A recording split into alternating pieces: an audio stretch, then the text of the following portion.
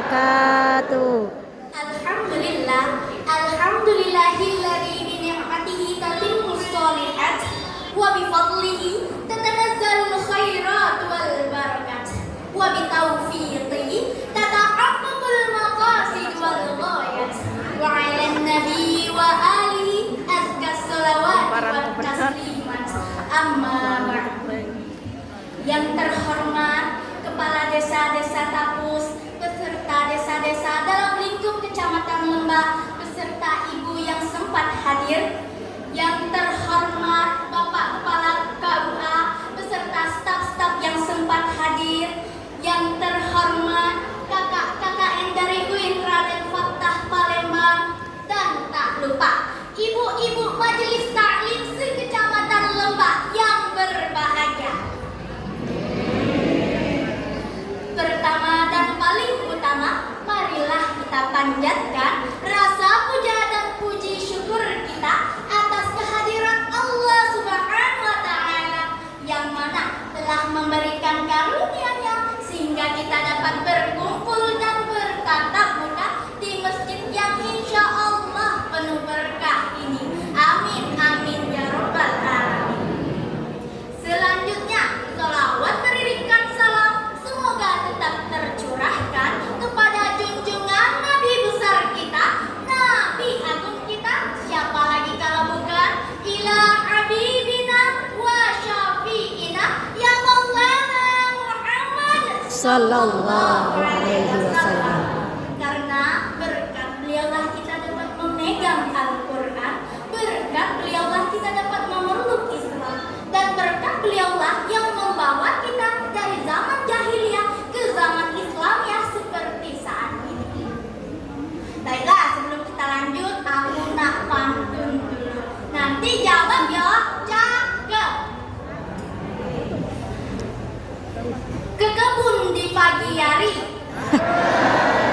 tiba-tiba hujan badai. Nak tahu rasaku di depan kami?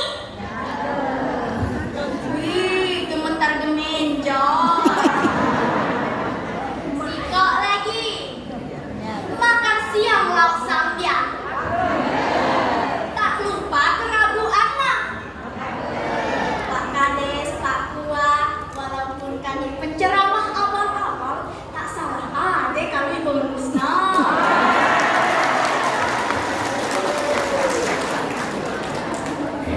Kata pepatah, tak kenal maka tak sayang maka tak cinta. Kalau tidak cinta, tidak tersampaikanlah apa yang akan disampaikan. Untuk itu, perkenalkan, nama saya Aisyah Putri Salsabila, umur 17 tahun, jenjang pendidikan kelas 12 akhir SMA Negeri 6 Prabu Muli. Kalau masih belum tahu aku kani siapa, aku kani anak Umi Tika Puspita. Semoga di tahun ini aku dapat lulus di PTN yang aku impian. Amin. Baiklah Bapak Ibu hadirin sekalian, anak-anak kita hari ini hidup di zaman yang sangat berbeda dengan masa kecil Bapak Ibu hadirin sekalian. Kami biasa disebut dengan julukan generasi Z atau Gen Z. Kalau Ibu belum tahu, Gen Z itu adalah anak-anak kelahiran dari 1997 ke sampai 2000. 2012, yaitu generasi yang sejak kecil telah dekat dengan yang namanya teknologi, internet, media sosial, dan lain sebagainya.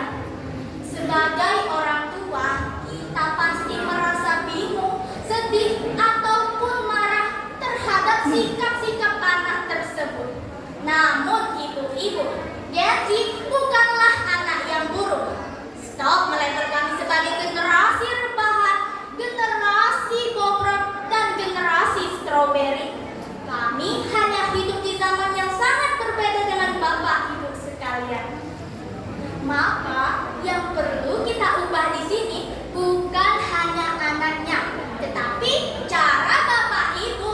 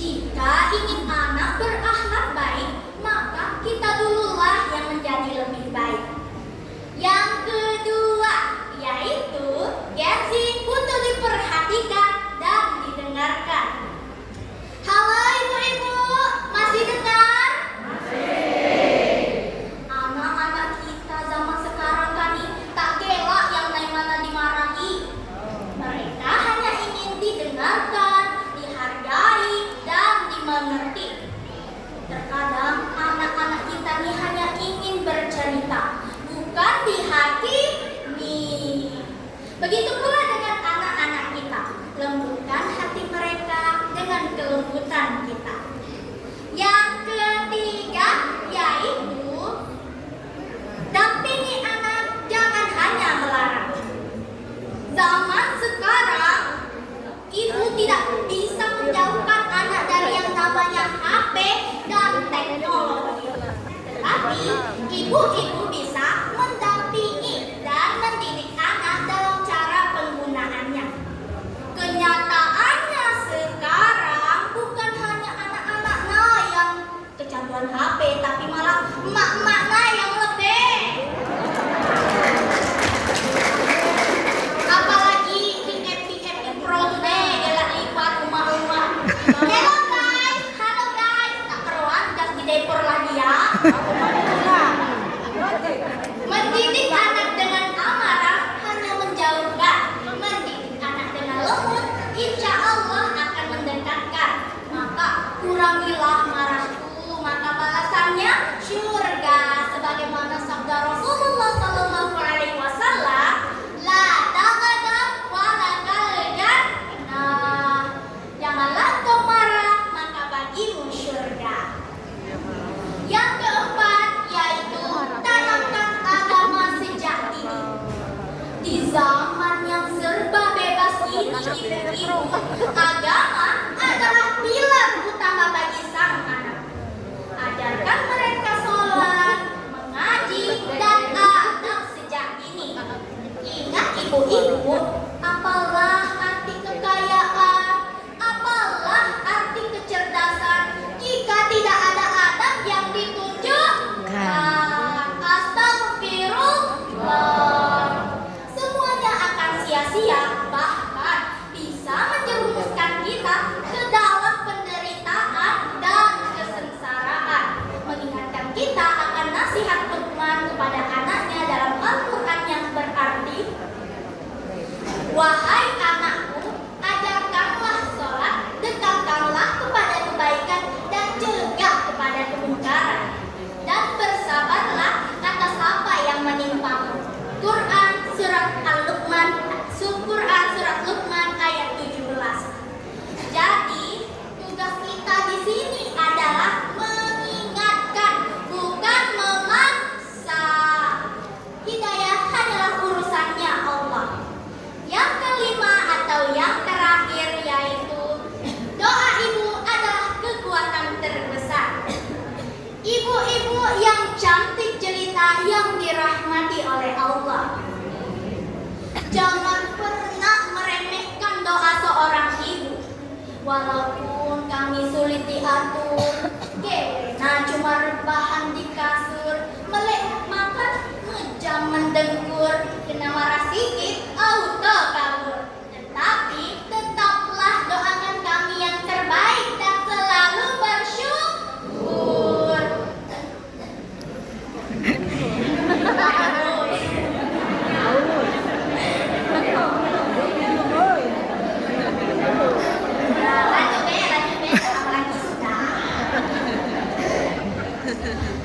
Namun tetapkanlah doakan kami dalam sholat sepertiga malam dengan penuh keikhlasan, berharap mendapatkan balasan dari sang penerima pesan. Amin amin ya robbal alamin. Semoga Allah menjadikan hati ibu-ibu menjadi syukur, sabar dalam keridhaan.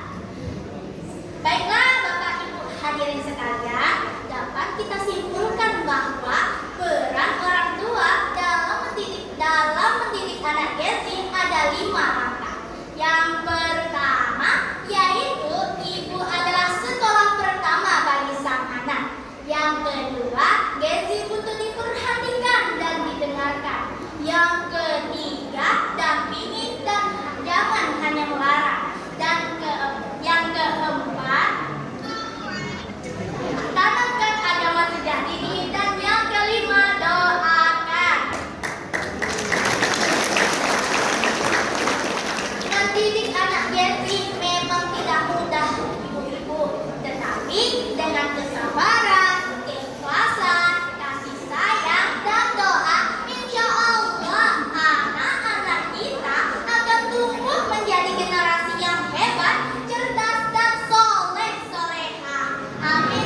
ya Rabb